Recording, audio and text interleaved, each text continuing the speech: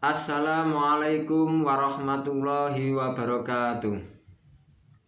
Bagaimana kabarnya anak-anak pada pagi hari ini? Sehat? Alhamdulillah sehat semuanya.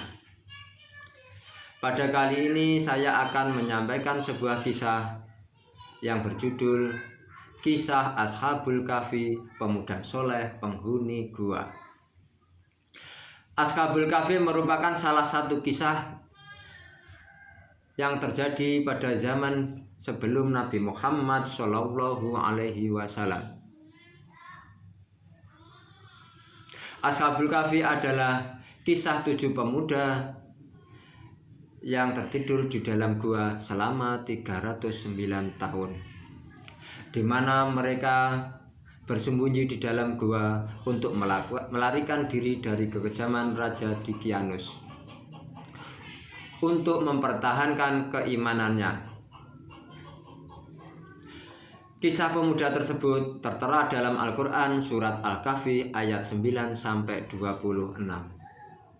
Ashabul Kahfi terjadi pada sebuah negeri yang bernama Ephasus, yang dipimpin oleh seorang raja yang bernama Dicyanus, yang memerintah pada tahun 249 sampai 251. Dalam pemerintahan Raja Dicyanus sangat kejam dan menyiksa orang-orang yang beriman kepada Allah Subhanahu wa Ta'ala. Sang Raja Dicyanus seorang penyembah berhala. Dia selalu memerintahkan dan memaksa seluruh rakyatnya untuk ikut menyembah berhala. Jika ada yang menentangnya, Raja Dicyanus tidak segan-segan untuk membunuhnya. Maka dari itu, sebagian besar rakyat di negeri tersebut menyembah berhala. Akan tetapi suatu ketika ada sebagian pemuda yang menentang menyembah berhala dari golongan bangsawan. Mendengarkan itu, Raja Dicyanus langsung memerintahkan semua pengawalnya untuk membawanya ke hadapannya. Sesampainya di istana, Raja Dicyanus langsung bertanya, "Mengapa tidak mau menyembah berhala?" Kemudian 7 pemuda tersebut menjawab. Mereka menjawab hanya mau beribadah kepada Allah Subhanahu wa Ta'ala. Sang raja kemudian menawarkan berbagai kenikmatan dunia seperti harta, wanita, dan jabatan agar mereka mau meninggalkan keimanannya. Namun mereka tetap teguh pada pendiriannya dan menolak semua tawaran raja. Akhirnya raja pun murka dan memberikan kesempatan bagi pemuda tersebut untuk memikirkan tawarannya.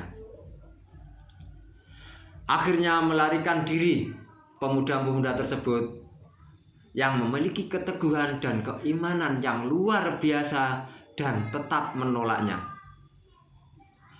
Mereka pun kemudian pergi dan meninggalkan kota. Mereka selanjutnya bersembunyi di sebuah gua di Gunung Dicyanus yang tidak jauh dari tempat tinggalnya. Saat perjalanan menuju gua, pemuda tersebut juga bertemu lagi dengan seorang pemuda pemuda pengembala bersama anjingnya. Pemuda tersebut juga memiliki keimanan yang sama dan memutuskan untuk ikut bersamanya untuk ke gua.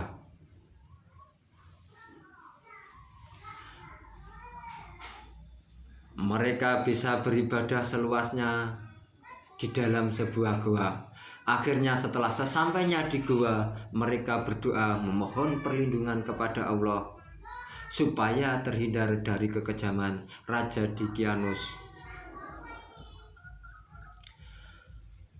Allah Subhanahu wa taala kemudian menutup pandangan dan penglihatannya sehingga tertidur yang cukup dalam waktu yang cukup lama, yaitu 309 tahun. Para pemuda tersebut akhirnya terbangun karena mendengar suara seseorang dengan membangun kandang di luar gua. Mereka terbangun dengan wajah yang sangat berseri-seri. Akhirnya mereka pun saling bertanya, berapakah lama kita tertidur? Nah, di antara pemuda tersebut ada yang menjawab 1 hari, bahkan 1 tahun. Bahkan ada pula yang menjawab hanya Allah lah yang mengetahui berapa lama kita tertidur di sini. Salah satu pemuda kemudian ada yang merasa lapar, perutnya keroncongan. Nah, dari salah satu menawarkan, biar saya yang cari keluar untuk mencari makanan. Akhirnya salah satu pemuda tersebut keluar mencari makanan untuk pergi ke pasar. Sesampainya di luar gua, seorang pemuda tadi terkejut bahwa semuanya sudah berubah. Bahkan orang yang mereka temui itu sudah tidak mereka kenal lagi. Bahkan setelah pesanan makanan pun yang mereka pakai untuk membayarnya itu adalah uang yang ratusan tahun lalu atau abad-abad yang lalu yang dipakai untuk membeli. Akhirnya seorang penjual pun bertanya, dari manakah pemuda tersebut?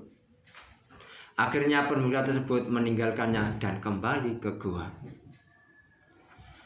Kemudian